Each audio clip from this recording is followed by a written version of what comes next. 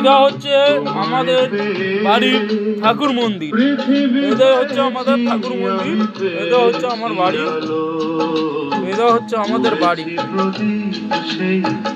এটা হচ্ছে ঠাকুর মন্দির। এটা হচ্ছে আমাদের রুম। এটা হচ্ছে আমাদের রুম। সুমন কর, যার অপারেটর রয়েছে সুমন কর।